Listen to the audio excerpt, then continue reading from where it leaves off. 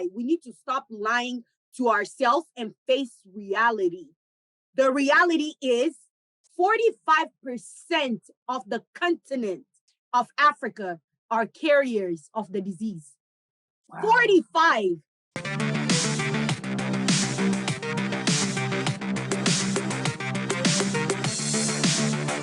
Hi, everyone, and welcome back to Aimwood Talk Show, where everything we talk about here is issues that impact the African communities. And so today I'm bringing another one to you. But before I can continue on to tell you what this is going to be about, please go ahead and click the subscribe button, like this video, and share, please. You don't want to watch it by yourself. Watch with somebody else. Today we're talking about sickle cell disease. And I have three wonderful people here with me that have come to share their knowledge, that have come to share just their passion for humanity. Okay, so please do give us your ears, listen, because this is such an important topic, especially to our people. And but before we get into it, I'm gonna have them introduce themselves. We'll start with Faith, and then we'll go on to the left. Go ahead. So my name is Faith, and I am from Nigeria, but currently live in Phoenix, Arizona. I am a data analyst by trade, and I am a videographer outside of my trade. So I'm really excited to be here talking about this topic. This is a topic that's I'm very passionate about. And it's also like Tulia said, any way we can be a service to humanity and push out word and communicate and teach people on really important topics. I really love to be a part of that. Hi, my name is Karen. I'm trying to major in early childhood education at the moment at Georgia State University. Hello, my name is Siam. I currently live in Knoxville from DRC, Congo. I am a filmmaker and also a certified phlebotomist. I'm also a student at UT Knoxville. I'm studying medicine. I'm on a pre-med track. A couple of weeks ago, I presented an article on the very same topic in my research group, and so I feel like it was a great coincidence to talk about it again. So thank you so much. So sickle cell disease is it is the most common genetic disorders there is in the world, and it impacts millions of people all across the world. And specifically speaking of sub-Saharan Africa, Siam had mentioned that India and even Europe, because of Caribbeans and anyone of African descent, right? And so I've recently been engaging in a lot of conversation with a lot of people and have come to understand that it's one that we don't have a lot of knowledge of. African people, you'll ask them about what sickle cell is and they don't know, or they've never heard of it. And so to me, I come to think to myself, how is it the most common genetic disorders, and yet our people know so little about it? Why is it that our people specifically, since we are the most impacted, why aren't we talking about it? What's there? What do you guys think?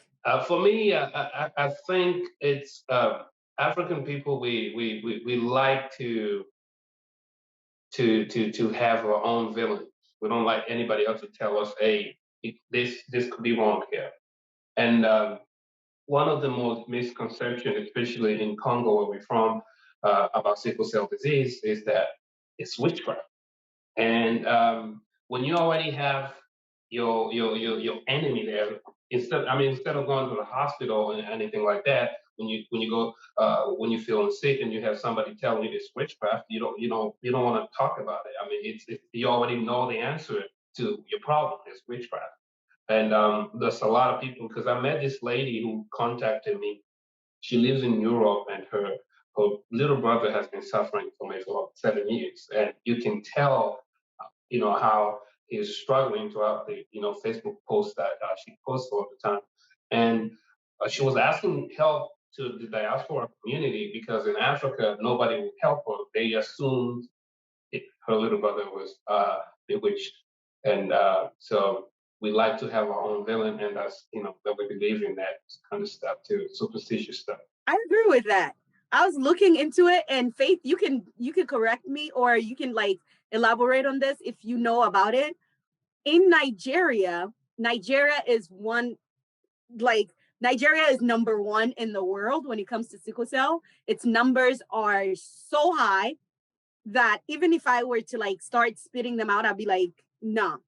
But in Nigeria, they have like names for what sickle cell is, and it equates to like the devil that comes and leaves. So like a child that's born with it is like a devil that comes and leaves. And I don't know, like there are different names in Yoruba, in Igbo. They have a specific name for what they call those children who are born with it. In Nigeria, like the most common term, obviously based on different, ethnic groups, they refer to it differently, but we call them sikla. So like if somebody comes to your school or you just got introduced to someone and, it's kind of like a hush hush thing, like if someone has it and they'll just be like, oh, don't be friends with this person because she's a sikla or because he's a sikla. So And there's a stigma. It's a stigma on that, right? But I think even growing up, I started to kind of look back and try to understand what is really the reason for that stigma, right? And I'll just kind of put it in like a few points. And like the first thing is the lack of accurate data, right? Like Africa, we have historically have received the short end of the stick when it came to accurate information, right? Because we have rumors, we have the whole religion and cultural beliefs over medical health, so we would rather believe in, what our ancestors or what grandparents are saying about a certain disease without actually understanding what the root cause and how this is totally happening. And another thing is, the inadequate teaching, which often leads to ignorance. And that is literally a lot of Nigerians, towards this disease. I mean, it sucks because, I've had close family and friends who have passed from this. And so it's like something that we kind of had to be forced to understand what this is and kind of look within our family and around our circles to see who needs to, we need to go get tested and understand, like, what your blood group and your genotype is to know what you can start doing now and educating yourself so you can avoid it in the future. I remember you made some posts on WhatsApp and they got me intrigued. And I was like, I really want to know what my blood type is. What's my genotype? And all of that stuff. Yeah. So when I went to go get tested, it was because of the stuff that you posted. I was like, yeah, this is serious. Like, if I'm going to like someday like have my own kids and all that other stuff, like I need to make sure I know like what my type is and what kind of disease I come with. It's my flaws, the kind of baggage I bring into my home. Absolutely. You have a point about like it being a lack of information and ignorance. Like back in the day, people used to do a lot to come together as a couple. The match had to make sense, and they would actually take into account people's genetics, and if like you're genetically compatible, if you be a strong genetic match, and at some point people just stopped caring.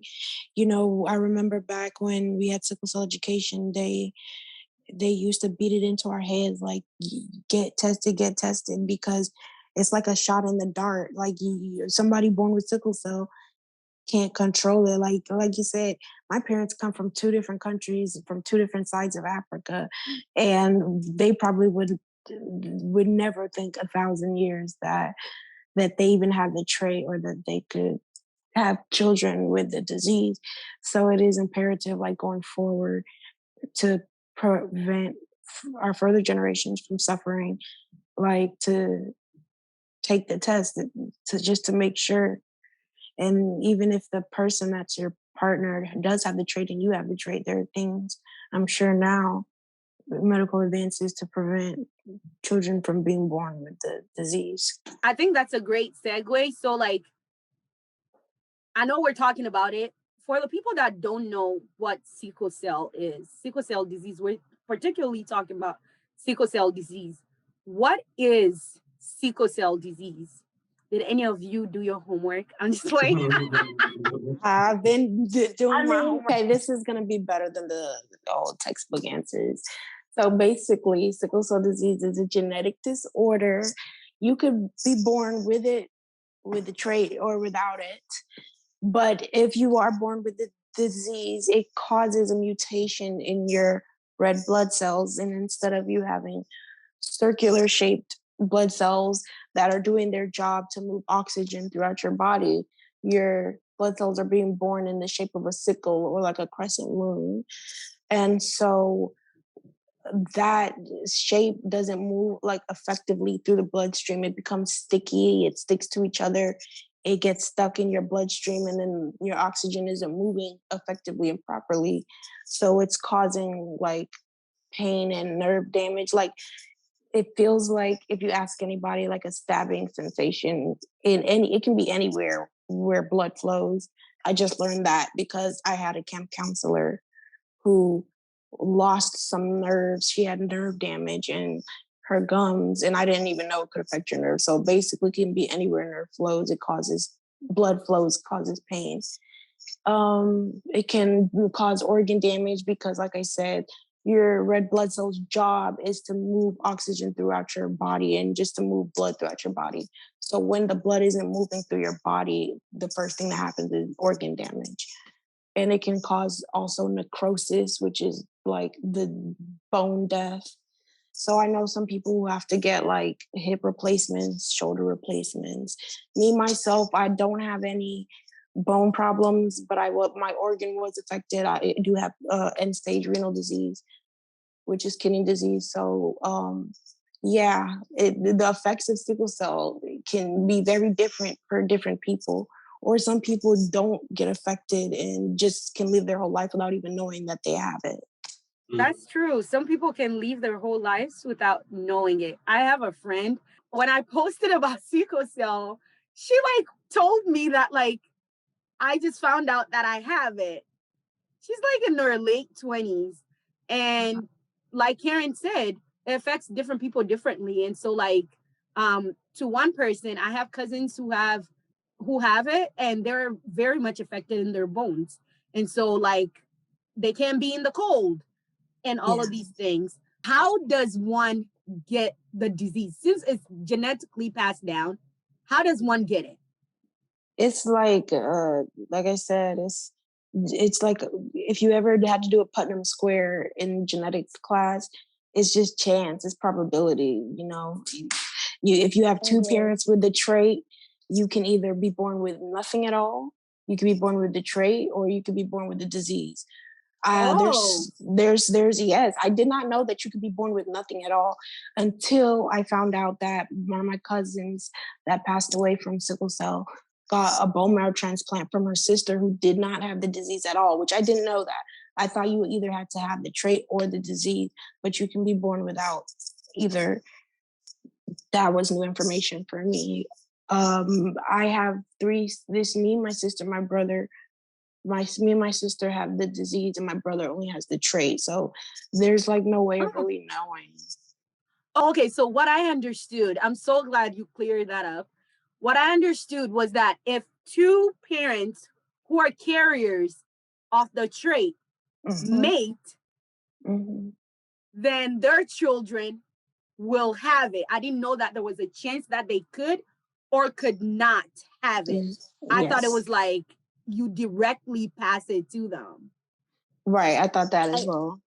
Yeah, I think, and correct me, Karen, if I'm wrong. I think, I mean, obviously, this is a no. Like both parents who literally have the disease, it's absolutely like a no for them to get married and have kids because obviously that chance is higher, of Yeah, all yeah. your kids having it than parents who were just carriers. But like Karen said, yes, I have relatives who, and it was like a 50-50 chance. There wasn't anyone in the middle who was like they were either born with the disease or not at all, which that was something I learned later too in life, that there was a chance that there might be nobody in there who is just a carrier. There might be somebody who just doesn't have it, and those who absolutely have it. So, and I think as time has progressed, and obviously more research is happening and more medical inventions are happening, we are beginning to learn even more about it, right? It's not like the answers that we have today are the only answers. There could be more research that starts to come out about this disease as well. So, yeah. And to pick up from when Karen left, it is what they call the almost autosomal recessive disease, which means that you can carry it, and because maybe your partner doesn't have it, it's not or it's not a carrier, it can skip generations. And so I think to our people, some of them feel comfortable because if you tell me today if I tested for sickle cell, I'll tell you no. Because, if I talk to my mom, they tell you, your dad never have it. I don't have it, so I don't know what you're Please, talking please. That is what they always tell us. about. This is why this is getting worse and worse because us Africans we tend to be relaxed. We don't dig deep enough because this can skip generation. Let's say my mom was a carrier, my dad was not a carrier. My mom somehow passed to me, but my girl, she's not a carrier. You know what I'm saying? So I'm not gonna, I might pass one of my kids, but they're not gonna have it, right? And it can go like that, and then maybe 10 generations later, it will just show up again because they made a match and now they're having a baby with sickle cell. And so it is something that we need to stop being ignorant about it. Just because our parents and great parents didn't have it, I don't mean we cannot have it. No, We and just need to. the other thing, Siam, the other thing about Africans is that we're such liars. Okay? Our parents, their parents, they're such liars when it comes to diseases. Instead of going like straightforward, like it's really important to know your family history when it comes to like the medical aspects of it. Because who wants to die of cancer because I didn't know that my grandmother or my great grandmother died of cancer? But because we attribute everything to witchcraft, sorcery, and all those other things, we tend to like tell ourselves like, oh no, we didn't. No. Sickle cell, we don't have it in our family. We don't have it. And then you start to recollect like memories, and you say, well, this person, they had these symptoms. What were those then? Weren't those symptoms of sickle cell? And they'll tell you, hey, no, those symptoms, they started feeling them before they died. It was right before they died. Somebody bewitched them. So Africans love to lie to themselves. We love it. We need to stop lying to ourselves and face reality. The reality is, I was doing my research, and it said that 45% of the continent of Africa are carriers of the disease. Wow. 45. Like that's a lot. That's a lot of people. Imagine if those people are mating, just going and making babies.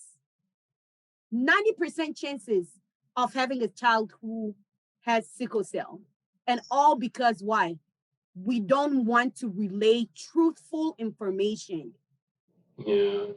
And it's very important to also acknowledge, although our parents do lie, we know that, but also to acknowledge the fact that there's a lack of information, and there is our healthcare system is broken. For example, let me give you an example. 3 years ago, my parent was feeling very bad, so we rushed her to her ER. They checked her, they said nothing, and then they checked her again. They find there was blood leaking to one of her valves inside her heart. You know what I'm saying?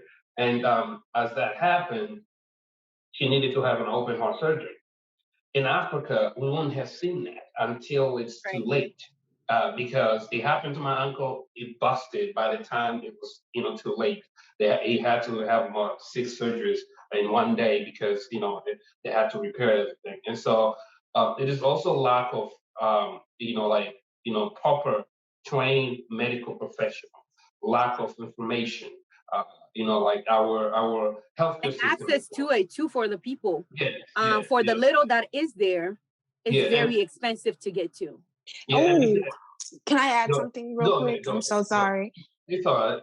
The lack of information can also come from being stigmatized. Like you guys said, if people are calling it witchcraft and then they calling you pain seekers and then they're just treating you bad as a patient, you don't want to go through that abuse. So you're not going to the hospital where this is where you have to go to get research to get more information. And like for me growing up, I was going to the clinic and doing the tests and to help, get research done.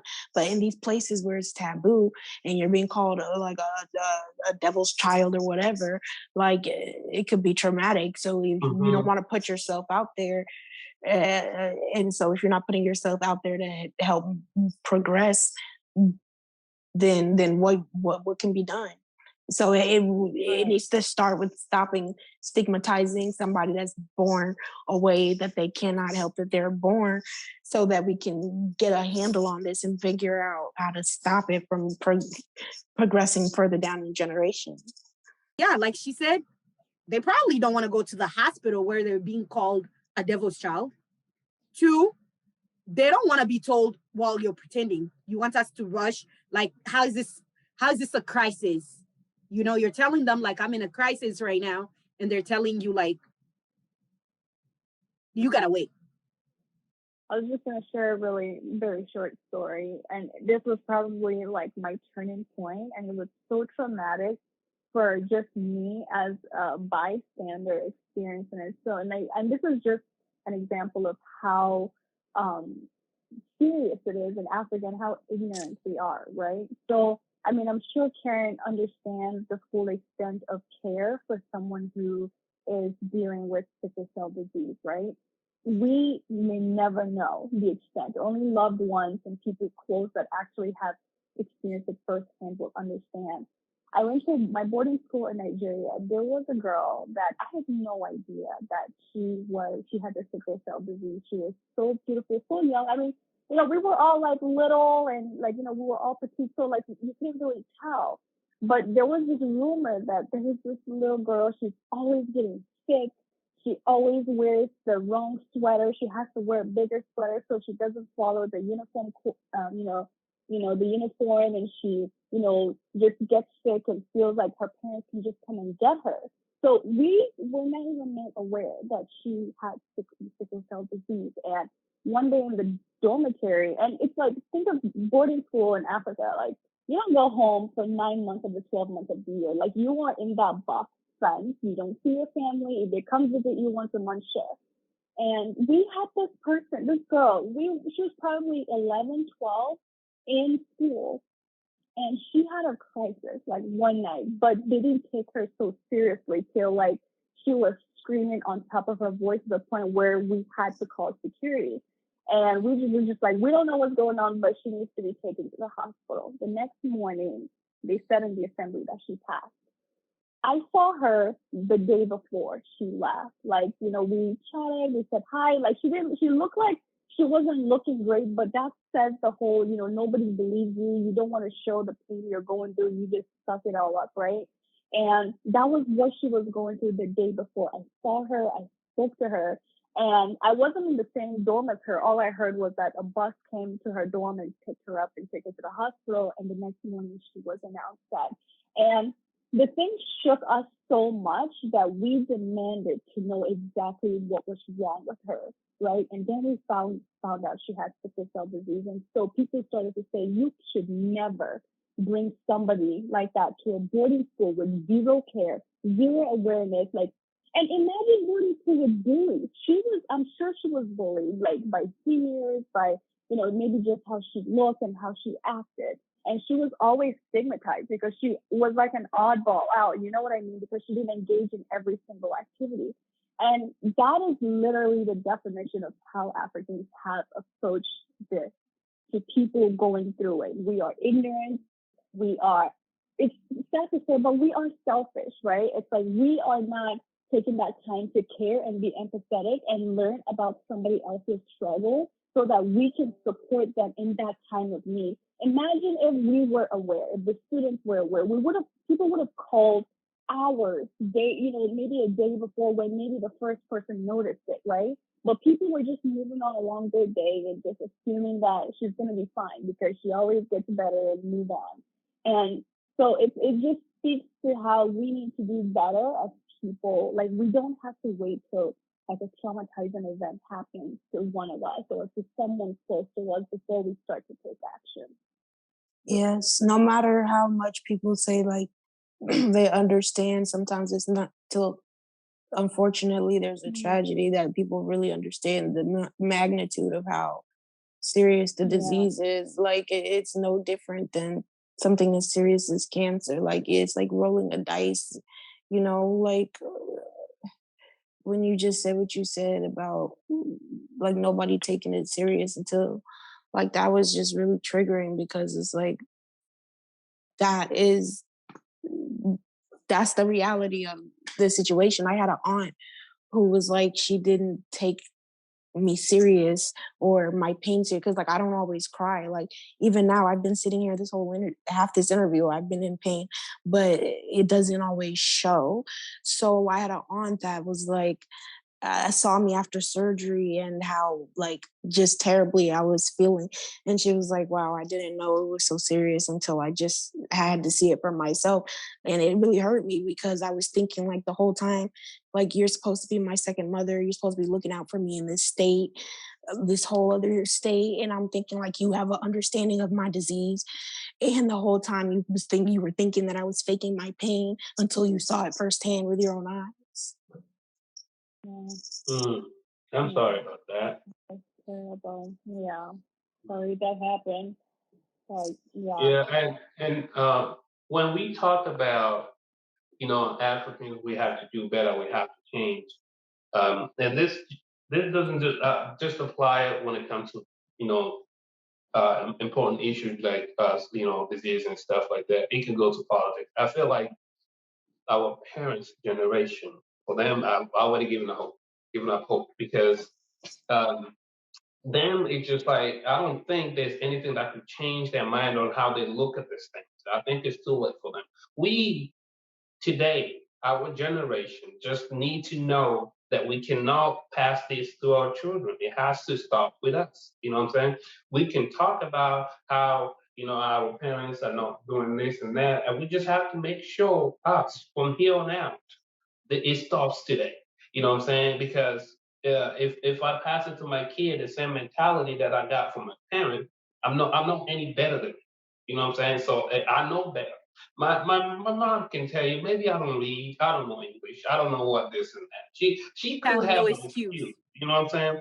I have a whole like if I want to find out about sickle cell, I can just pull up Google, just right there. You know what I'm saying? What's my excuse? Information is there. I'm just being lazy.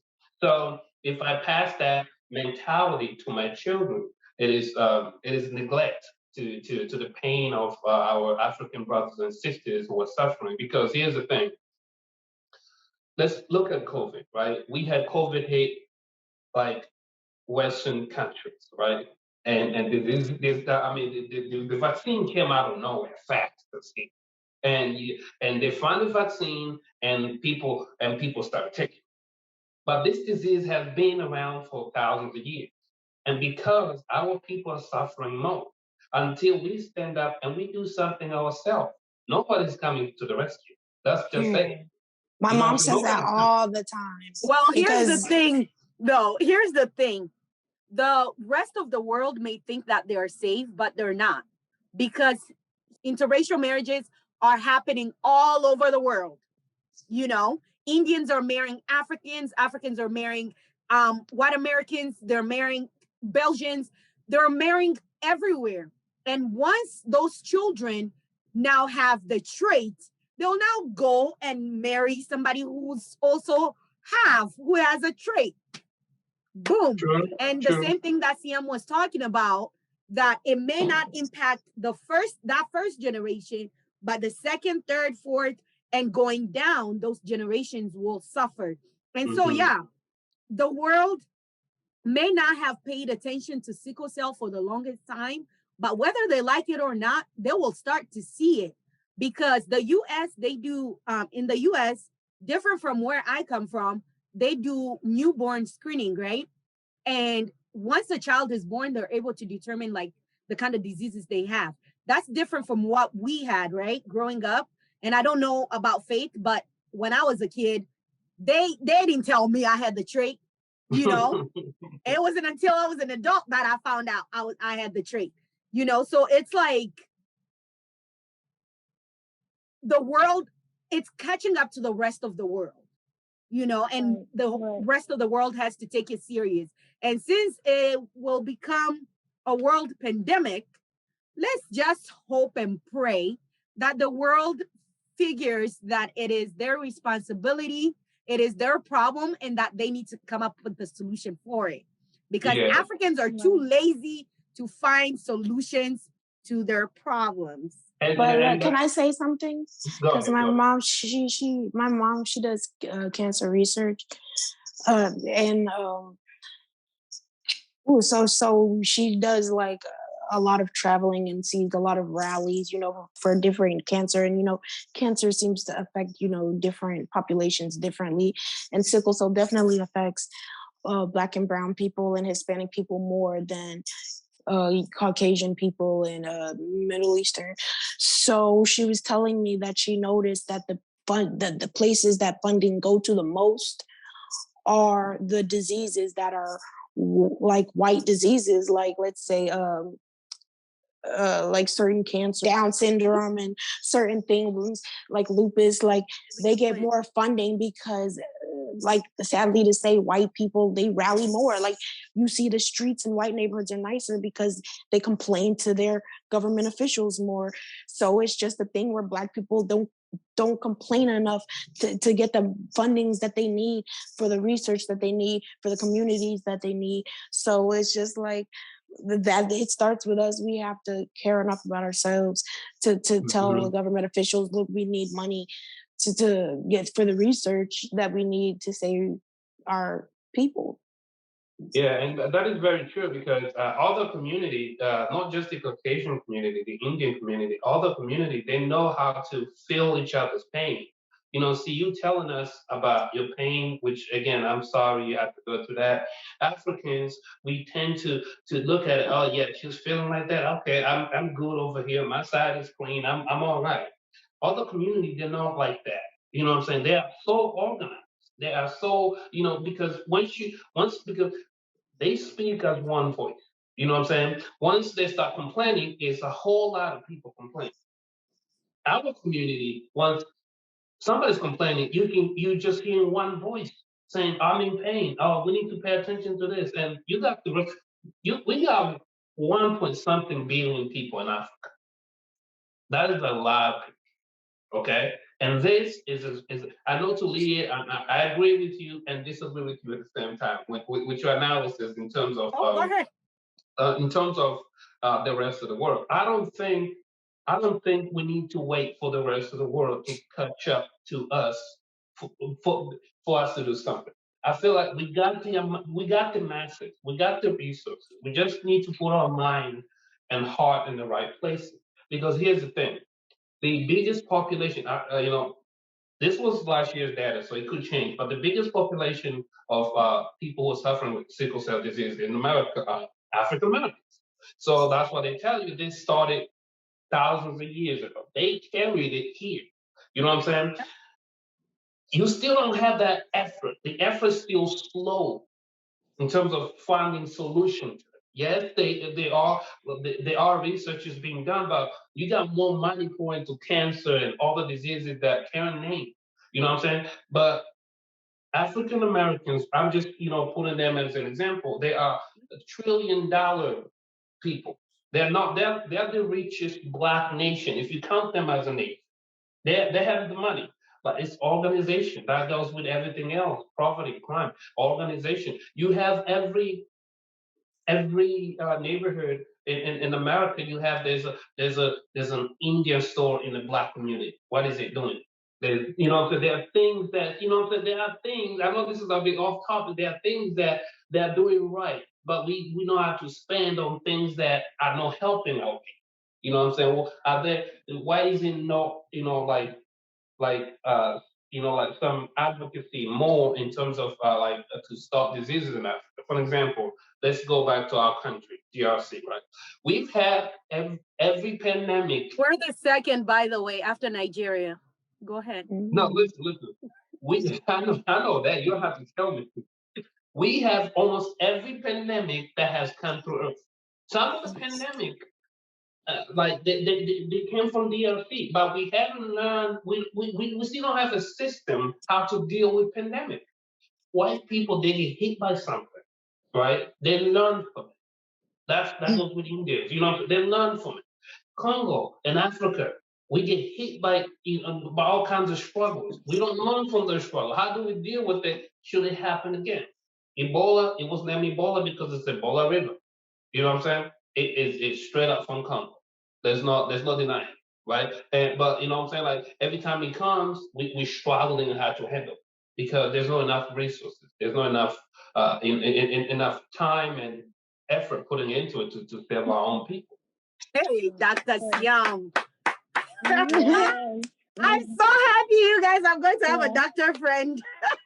But going back to him talking about African Americans in the United States, you know me, I'm just coming to drop stats for you guys so that you know how serious this thing is. 1 in every 12 African Americans are carriers of the disease. Wow. 1 in every 12. And that is very true. And that is going to catch up to the rest of the world because, again, African Americans are conceiving with all the groups. But it could be another 1,000 years before this other groups, wake up like, hey, we have a disease sneaking up on us over here. It could be.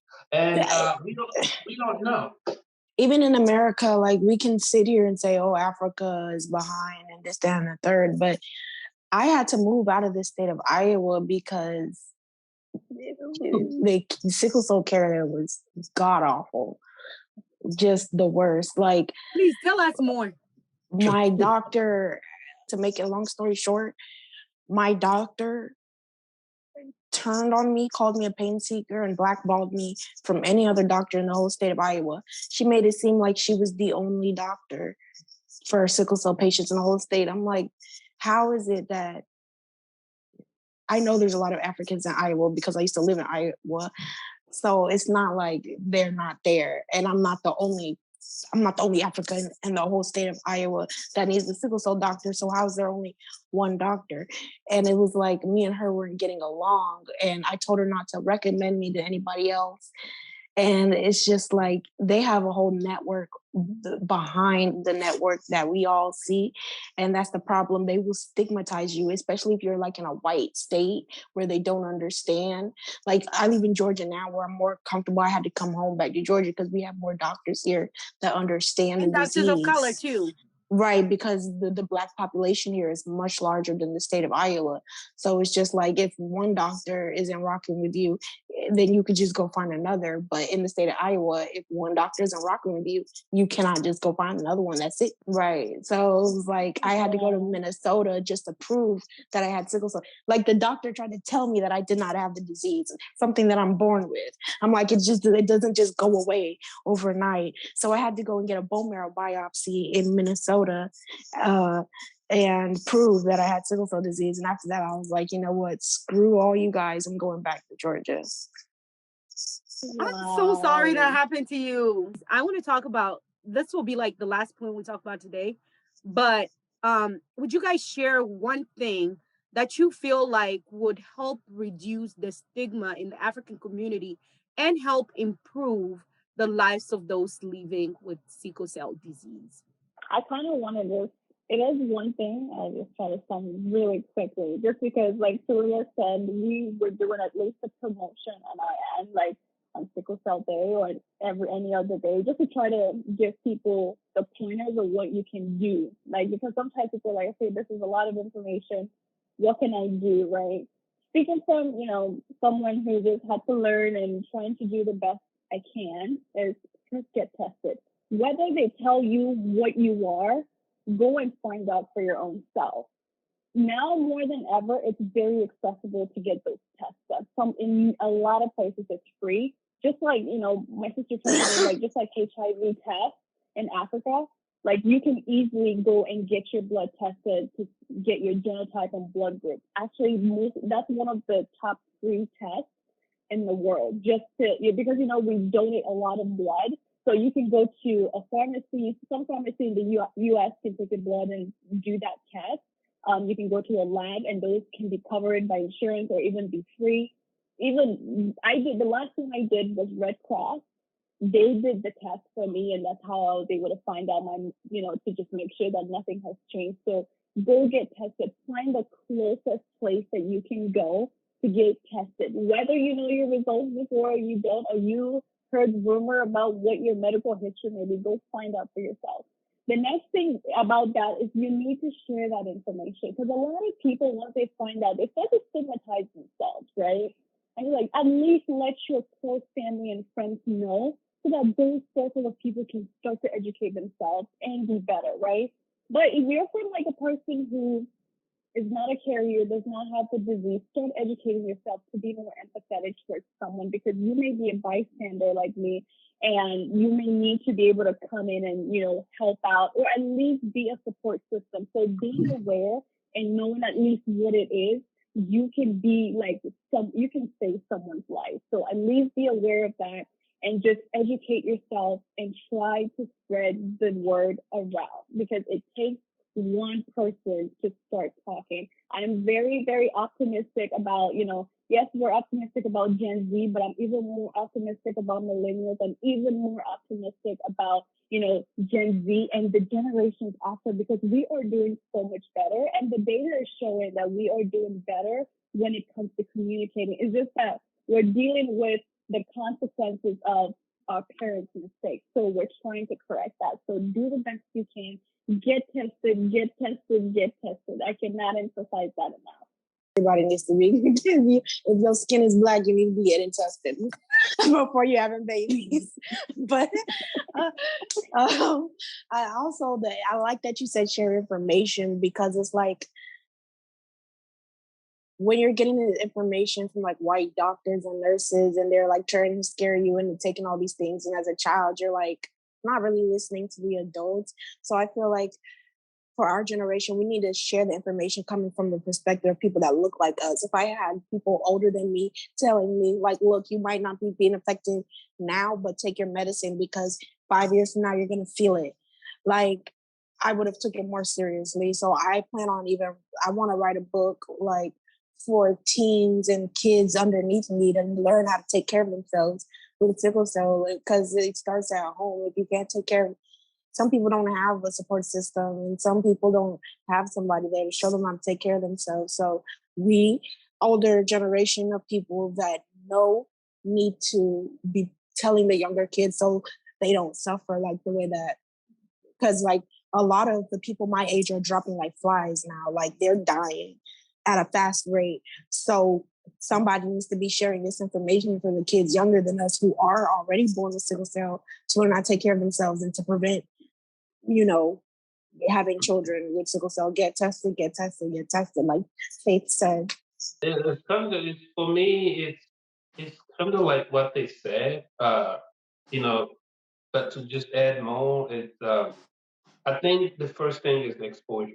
We need to expose this disease to a lot. I mean, I'm not exposed, but to just introduce it to people. Like, because here's the thing, you throw us some good numbers, 47% of entire, Africa has this. Do they know that?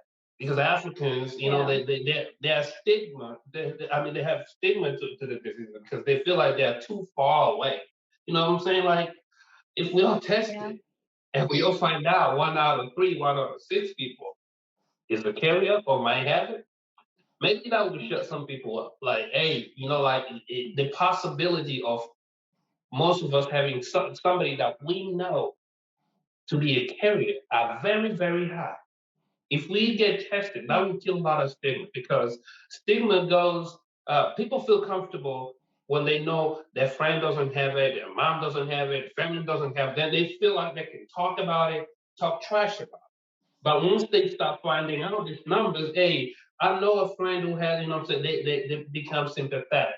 And I And feel there like, are more people in the community than they know mhm, it that are Right. carriers yes, and that you can, are patients of the disease. they could be the one that's talking most trash about the disease itself too, without knowing that it kills. Like I'm telling you, I don't believe anyone in my family has tested. Right. I've never myself. I'm not gonna lie to you, and it's because what I'm saying. Like I grew up in that system. Like my your father never had it, your grandfather never had it. To just sum it up, another thing about Africans is like, if we don't know we have something, that means we don't have it. So, for example, Mm. there was a study done in Kenya and some part of Nigeria and Zimbabwe regarding breast cancer. And a lot of women do not want to take it because they reject it. I don't have it. I don't have it. And you can find out a lot of women in Africa have breast cancer or are about to develop breast cancer in their life at some point. They will get it. And But men, because men can get breast cancer too. yes, yes. You know what I'm saying? And so you get that situation. I haven't tested. I don't have it. I mean, I don't know if I have it, I don't have it. Like, for example, if you tested with HIV, how do you know you don't have it? So before you talk, test. And even if after you find out that you don't have it, that don't mean you having a field day to talk about all the people. We just have to, Yeah. like hold each other's hands and be realistic about it. But if, I feel like if we throw Africans these numbers and everybody Yeah. get tested, but hey, we could all be carriers and stuff like that. It will shut a lot of people up. Just as he added, like I want to also give props to like the organizations that are kind of holding people accountable. So like in Africa, like in Nigeria specifically, a lot of churches, Catholic, Protestant, like a lot of religious organizations, before they can marry you, they require you to take that test. Yep. And that is something that we are acknowledging and appreciating, that this organizations that we have historically worshipped and listened to Let us them bring that to firsthand. Congo, Siam. Yeah, and now taking that initiative that before we can wed you, it doesn't matter if you do all the requirements, if you don't get tested and we don't know your blood group and your genotype, we can't, perform that wedding. And they are making it mandatory. And I want to give props to those organizations because it has really, really helped Nigeria. Like they took the most recent data in 2021 and it is just 25%. Like we went from a huge number that we can't imagine. And I'm sure like we haven't collected all the data because a lot of the people in the rural villages were not able to capture that data, but that is so much better from where we were 5 years ago, because a lot of those organizations are pushing the pin and making it a requirement to take those tests. So Yeah, that's been great. That's really good to point out. Here's my one thing to share. Please let us bring that to Congo, first of all, and every other African countries. And in the United States, please, pastors, I'm talking to the ministers. If you are a minister, do not wed people without having them tested. Yes, they will fight you. Yes, they will want to argue back. But you are saving lives. You are a minister, for goodness sake. Like, this is your job. So please let us carry that here too. Please, please, please, please. Every year, do your annual checkups. We were in Africa. Yes, we did not have the medical access. Yes, but we are in the United States. We are in Europe. We are in Australia. We're in Canada. Like, we are in countries that those are no longer our worries. Get your annual checkup. And remember, as you're getting those annual checkups, that you are Black, that you are Africans, that there are diseases that you will have, that the Caucasians will not have. And you need to advocate for yourself. tell them, please test me for this. I don't know if it is in my family. My mother has not told me, but I'd like to test. I want to know if this is something that's in me, you know? And you want that's a to get lot of tested before you spend your whole life in the hospital as a parent. You don't want to have to sit in the hospital with a child your whole life. Right. Yeah. No. And as a parent myself, it's not an easy feeling. I mean, to look at your child in pain, in constant pain throughout their whole life. I mean, I'm sure even though these people who are married, they might not be happy about being told what to do. You know, hey, y'all need to check before you marry. I feel like once they're told, hey, listen, this you could have a different life here. You could create a beautiful human who's gonna be in pain, all his or her life. You know what I'm saying? You could do that, or you could, like look at the different direction. And I feel like we need to have more people like Karen to talk about the experiences. Because like for me, I've learned this throughout the book, my whole college career, but I've never actually met a person who's suffering from it. It was an eye opening for me. Because book can tell you what somebody learned back in the 70s, but right now I'm getting that the raw, what I'm saying, the raw material, and that's thank you again for that. Thank you. oh my gosh, I really do appreciate all of you guys. I didn't think I could pull this one off just because when it comes to diseases, our people are not ready to have those conversations. So I really, really thank you guys for like opening yourselves up and just being here. You don't know how many lives you have saved today just in this one video, honestly, because of a post that Faith sent to WhatsApp. We like to say that's our parents' social media, but because of one post that she posted, like I got tested, and now I'm able to make wiser decisions because of that one post. So I do not take this lightly at all. I really do not take it lightly. I appreciate you guys for coming on. I appreciate you sharing. Thank you for having experience, Karen, and everybody else. Just like, oh my gosh, thank you guys so much. If you got to the end of this video, thank you. I appreciate you for watching. You are a rock star. Please go ahead and share this video and save a life. Whether somebody has the disease or they have the trait or they don't have anything at all, you could be saving generations down the line away from this disease. Okay, so please do share this video with your parents, with your uncles and aunties, batantin, bayaya, all of them. Share it with them, and then like it, because you know how YouTube works now, my people. Please come and like this video and share it and subscribe. All right. Thank you so much for watching. Come back again.